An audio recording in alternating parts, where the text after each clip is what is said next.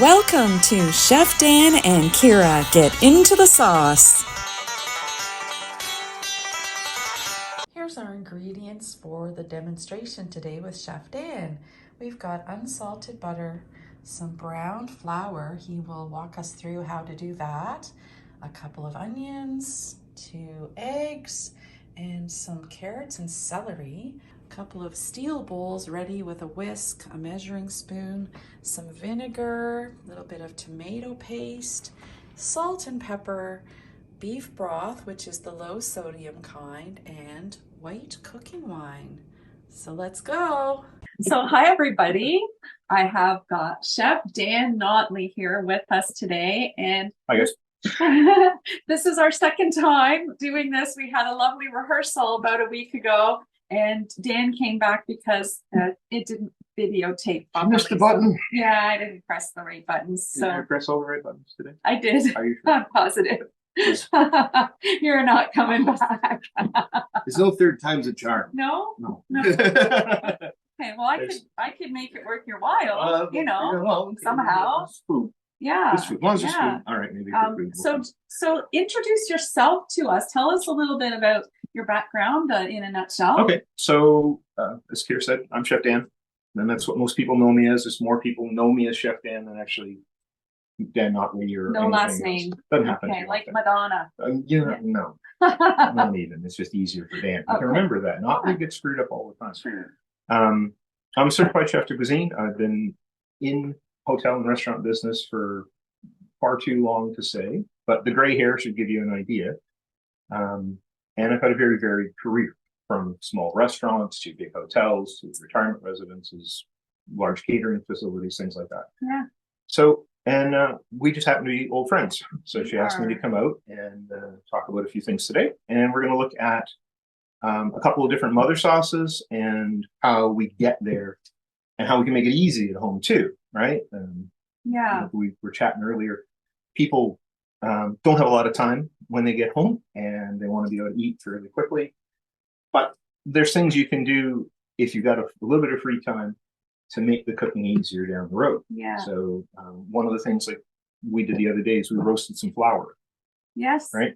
So that's just regular all-purpose flour or bread flour. It doesn't really matter which. Bread flour may be the preferred, but all-purpose. That's what we did there. Was bread flour, yeah. But you get a color. It's like beach sand, and same kind of consistency too.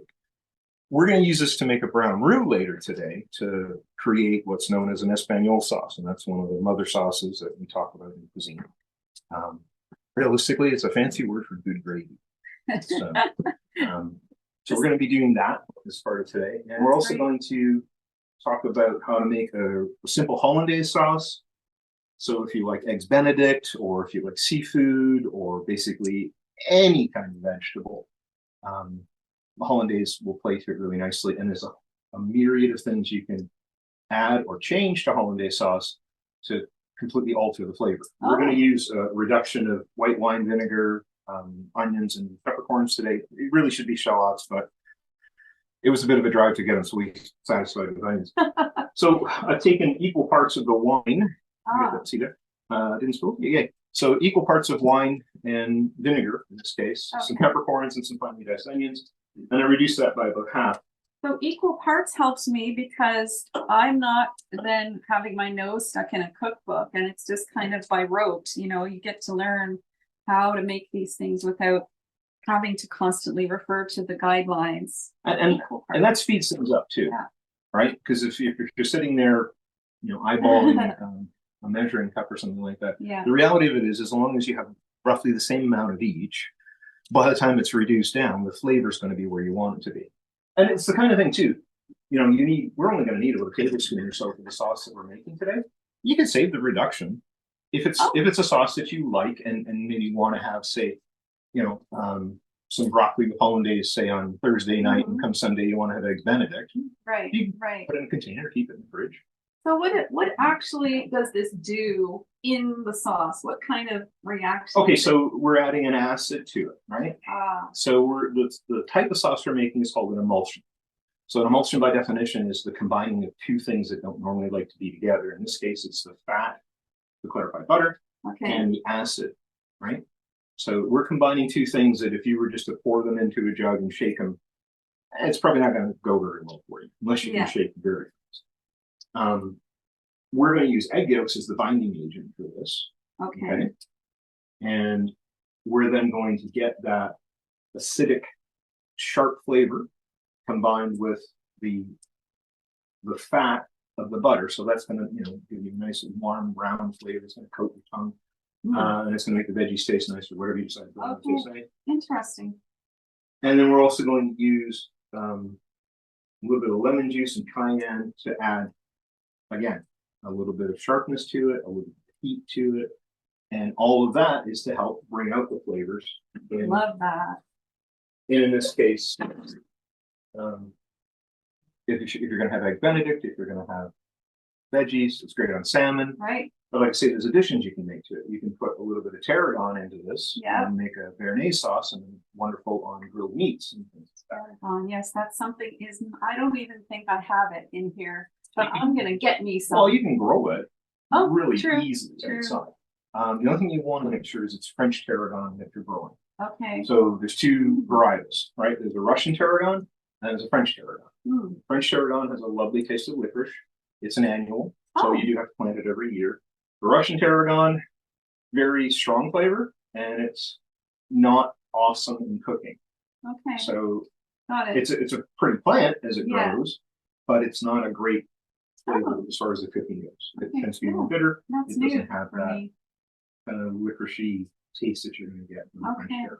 So this pan here, we've got nice color, and the vegetables we have here today are onions, carrots, and celery. We've got, again, 2 parts onions, 1 part carrot, 1 part celery. And we roasted these in a little bit of butter. So you've got some color that's happening. The pasta we're going to make, we want it to have a brown color. Okay. Right? Yeah. Maybe taste this too. First open that. So then you can tell by the way that kind of sizzles up there. The pan is at medium heat. Yeah. Yeah. So the pan you're in now is for the brown sauce, and on the other side of the stove, we're starting things for the hollandaise. So we have our reduction here. Right, yeah. I showed you, and this is the clarified butter that we're going to use. Okay. And then we're just going to take some of our brown flour, and he's so confident. Just whoop, whoop, put it in. Tablespoon and a half, 2 tablespoons, something like that will get us pretty close to what we need.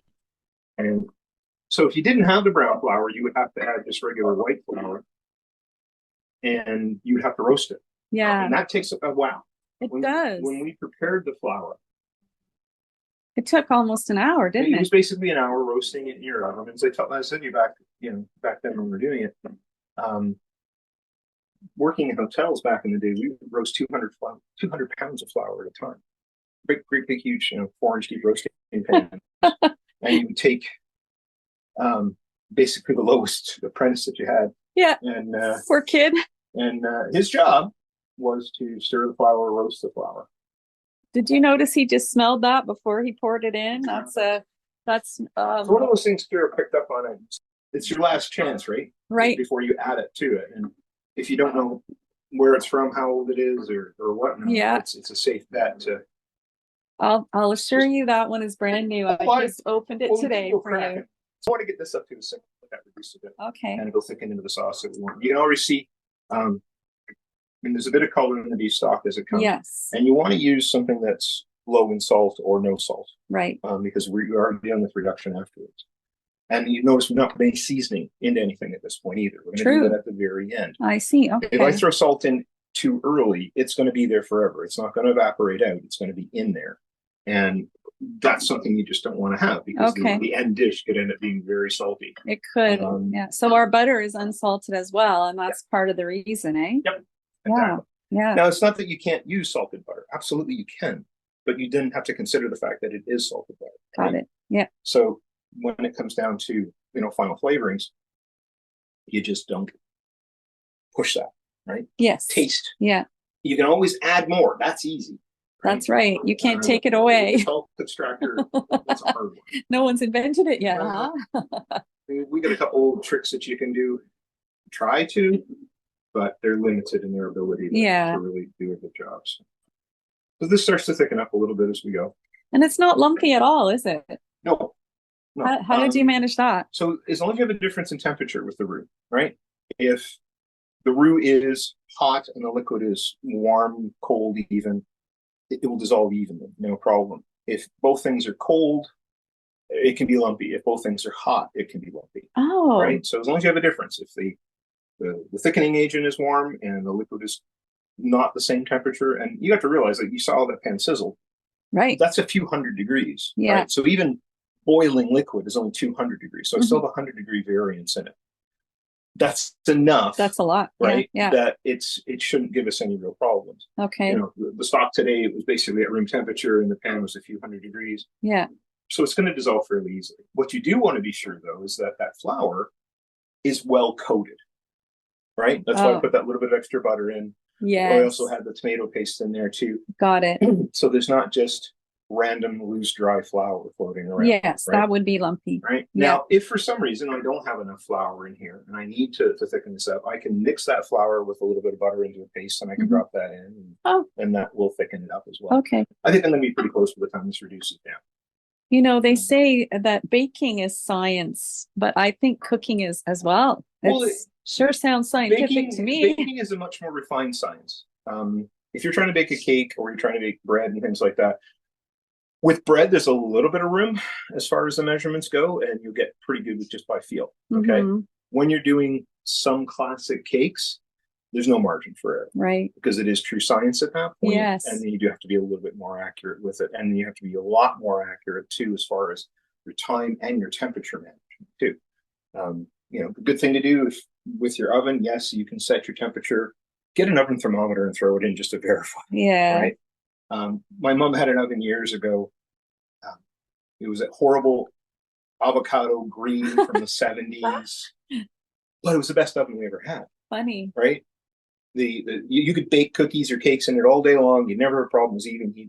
Beautiful to work in. Those Kenmores. Pretty much. So as it went, it worked out really well. And you know, years went by. My mom eventually got to get a brand new oven, and she was so happy to get it. It's biggest piece of crap. Yeah. I find I for this oven I have to bake things just maybe 5 minutes longer than it says, because nothing's ever ready when the recipe says it will be ready. Yep. And then being able to judge, that's a real big part of cooking too. Yeah. Right? Like if you're doing cakes, you can use like a cake tester of some sort, whether it's got one of those, some kind of fancy needle or just a toothpick, whatever, bamboo skewer, whatever. Any of that stuff works really well. But having that ability to judge, right? Yeah. If it's fully baked through or not is an important skill set.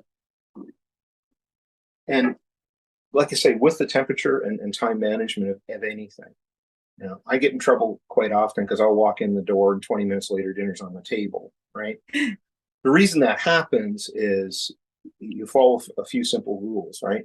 Collect ingredients, collect equipment, and then go. Yes. Right. If you've got everything ready, this is easy to do. Yeah. Right. If you start something and then you get halfway into it, and you go, "Oh, I don't have that." Then it just became impossible. I have fallen into that. Right. That's a trap. Right? Yes. It's a trap that you'll fall into. Yeah. So you kind of want to avoid that one if you can. Yeah. I sometimes ask Eris to go to the store for me at the last minute, and he usually obliges without a complaint. At some point, we're going to need one more bowl. A bowl. Yeah. How big of a bowl? I have this bowl here. We're going to need that to strain the brown sauce. Okay. You're going to need another bowl or something. So you got something small? I do. There we go. We're going to need to strain off this. So that's that reduction, and it's come down by a little bit more than half at this point. It's very intense. Wow, look at that. Right. And we don't need a lot. So again, the strainer, you don't need that stuff now. Don't need that stuff, right? But you will need the strainer back again. Okay. But yeah, like, don't breathe deep on this, but you can see how intense the aromas are. Right? Ooh. Like if you breathe deep, you will choke. Yeah. Wow. Goodness. So we want to keep that warm. So the Pyrex is going to do that for us. Okay. You see here, our sauce is starting to thicken up nice. Is it ever? Right? It's coming together for us. And then just let it do its thing. And we're not rushing it either. No. Right? It's a very slow simmer. Boiling it could actually cause you the trouble of actually separating the sauce if you boiled it too hard or too vigorously. Of course. Yeah. Gentle. This sauce can't be frozen. and expect it to turn out Oh. as well. Again, because of the thickening agent you use, Yeah. it doesn't have the ability to freeze well. I'm getting really hungry standing here looking at it and smelling it, and that's the sad thing, because I'm looking around going, there's nothing to put it in. well, that's what I'm thinking, but you know, of course I didn't get anything out of the freezer. Maybe later. So in the meantime, I'm going to get a couple of eggs separated for our Hollandaise sauce while that's reducing. Okay. So just I'm going to separate the egg. We don't need a fancy tool, do we? You can do it with your hands all day long, or just the shells work pretty good. That's how I do with the shells, Right. but I always end up getting some yolk into the white, but I need the whites. But today you need I need the yolks. I need the yolks today, so it's less of a problem if I was to break it. Right. Again, with the confidence, I'm just watching how you handle things, and your confidence is fantastic. We're going to get there one way or another. So. We're not making meringue or anything today, so it's right. Well, I'm actually quite in awe of your skills and just the fact that you can talk about these things and totally rhyme everything off, and you know it so well. Well, you kind of get to the point too where you minimize your steps as much as you can, right? So we've got a clarified butter. Yeah. Right. So we took again the softened butter. Clarified butter, or you could buy ghee. You could buy ghee. Ghee doesn't go in Hollandaise, though, right? That's more for an Asian cooking. Yes. So what you have with the clarified butter is you basically have three components to it. You've got the water and milk solids on the bottom. You've got the clarified butter, that's the bright yellow. And then the white on top is the scum, if you will. Okay. What we really want to use today is just the clarified butter. How are you going to get that off of the top of the butter, Dan? We're going to be careful, he said. Careful. Okay. So this is just the egg and our reduction. So we're going to take a little bit of this. Oh, okay. Right. Dribbling it in. Again, tablespoon or so. So this is cooled down by now, right? Well, the Pyrex bowl, you can do the heat in the bowl. Yeah, still. oh yeah. So it's still pretty warm. It's still warm. Right. So it'll do its thing. So you can see right now. Yeah. We've got the raw yolks. We just put this over the hot water bath here. Okay. So what I want to do is gradually raise the temperature of the egg yolk. And as we get there. Nice. You'll see the color change from that really bright yellow to much more subdued white. Well, let's have a look. Wow. So the thing here is that if you were making eggs Benedict, the water underneath you could be using to poach your eggs while you're starting or making your sauce. And this, again, applied heat, we start to get a little bit of air into this mixture. Right. It becomes lighter, it becomes fluffier. And I say much lighter color. It looks beautiful already, so fluffy. So what we want to do is get this put to what we call the ribbon stage. So you'll be able to see the whisk going through. Hopefully, we don't have too much in the way of scrambled eggs happening in the pan. That's why I'm taking the on and off the heat a little bit. Got it. So I can, quickly control that temperature. And now, let's get it down a little bit. You're not taking it off the heat just for show. There's a reason. Yeah. Keep an eye on the edge, and if the edge gets, a little bit overdone for what I want, then I can pull it off. Again, the stainless steel bowl is fairly thin, so I can change that temperature very quickly. Now you start to see how the actual sheen of that has changed. Yes. And as the whisk goes through it, you can start to see it's ribboning where that has gone. So then it'll kind of fall off. Oh. There we go.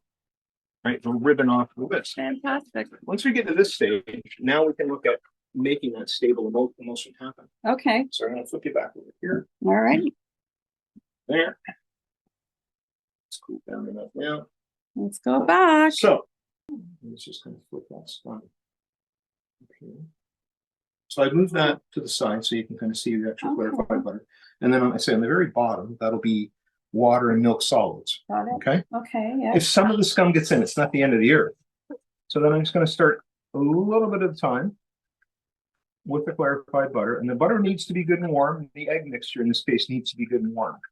When we use the roux, we have a difference in temperature. Right. The closer we can get these things to a constant temperature, the easier the emulsion is going to be to make.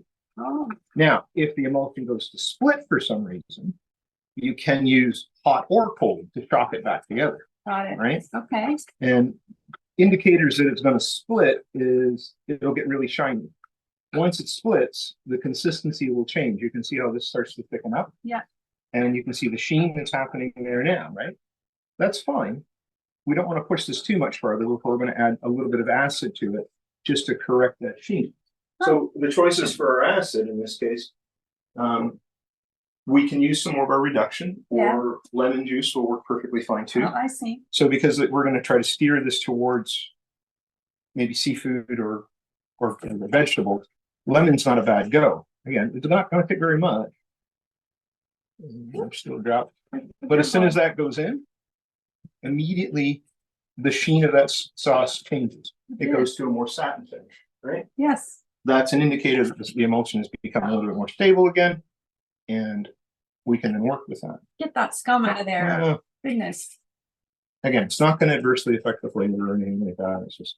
I don't have good luck with lemon juice in sauces. I've tried to make the Greek alga lemon, and it's always far too lemony, and then I keep adjusting everything else, and I never get it right. Again, add a little taste. Yeah. Add a little taste. So we're just going to get the rest of this butter.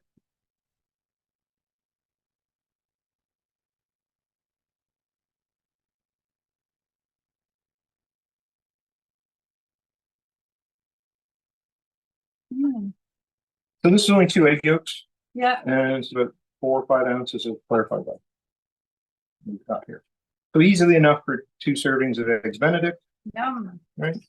So we poach some eggs after we're done and Yeah, have lunch? basically this is going to be our one. Excellent. With a bit of luck. Excellent.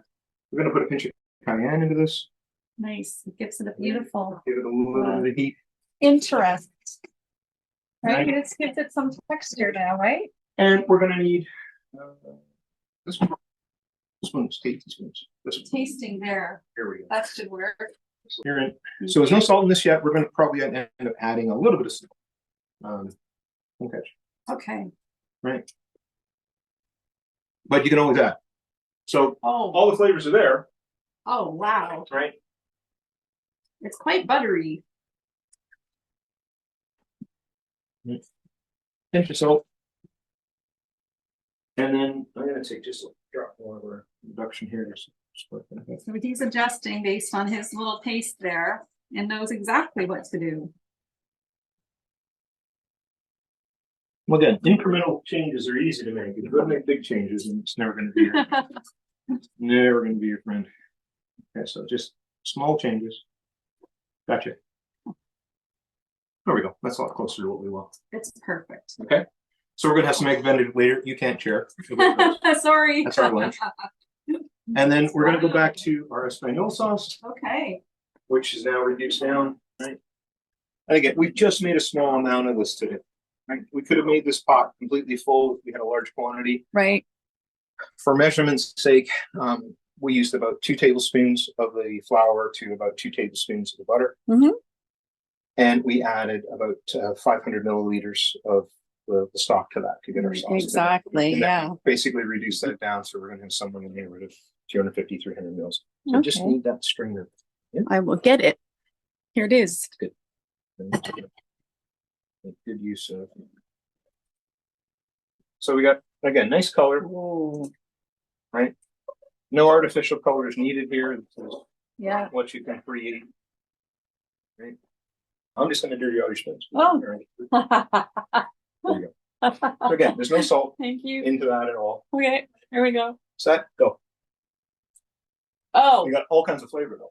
I need a hot roast beef sandwich now. Exactly. That's the second one. Brilliant. Whoa. So this is where you want to stop. If you were making a large quantity of this, and this is going to be good, like I say, for a few days in your fridge.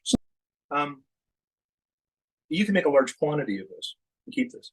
So the advantage of that too is, let's say you made a Sunday roast. And when you made your roast, you put your vegetables around your roast, all those good drippings come out. Yeah. So you've got the foundations there. If you got the brown flour already roasted, separate pot, take some of the beef drippings, the fat from that roast, use that instead of the butter in this case. So now the fat tastes like beef, everything tastes like beef. Put the brown flour into it and then take all that juice and all those vegetables, into the pot. Yes. You can still add beef stock to that as well to make a much, much larger quantity of this delicious brown sauce. Fantastic. Right? And I mean, it's a multi-use tool. Yes, it's going to be really good with your Sunday roast, but like you said, a roast beef sandwich, maybe a couple of days later, not a bad deal. If you want to, say you're making a roast chicken or something like that, there's a few classic French dishes that you can make using this Espagnole sauce along with the chicken. Right. You can do what's called the chicken chasseur. You can do all kinds of wonderful things. Simply enough, saute some mushrooms, saute some onions, throw the brown sauce into it, and you've got a sauce that's going to taste good on just about anything, if not, right? Yeah. So there's just a few simple things that you can do. Have the stuff ready though. Yeah. Right? Yeah. If you think you're going to do this kind of stuff, roast a bit of flour up one afternoon if you've got some time. Set yourself about a 10 or 15-minute timer, rinse and repeat, stir the flour every time the timer goes off. Yes. Again, once it looks like beach sand. Yep. Right? Yep. You're there. I feel so proud that I have this in my cupboard now. And now, I mean, you can keep that for a very long time. Yeah. It's not going to spoil. And anytime you want to make a brown sauce, you can do it. Mm-hmm. And again, we're going to make some eggs Benedict. So. Well, Dan, I just want to say thank you. This is really, really great having you here and teaching me and sharing with everybody. So it's been wonderful. I'm really grateful. Thank you. Glad we Thank could you do so it. much. High fives. Thanks. High five. So I've got some bagels. I have some little spinach leaves. Okay. I've got some smoked salmon. What else would we need? Some cheese? Do we need cheese on that or just put it on the bagel? Honestly, I don't have English muffins. So yeah. Some kind of bread? I do? Okay, yeah. we're good. Okay. Toast up some Bread. bread. Okay. All right. Good. Okay. Good. Bye everybody. We're gonna eat now. Thanks for watching.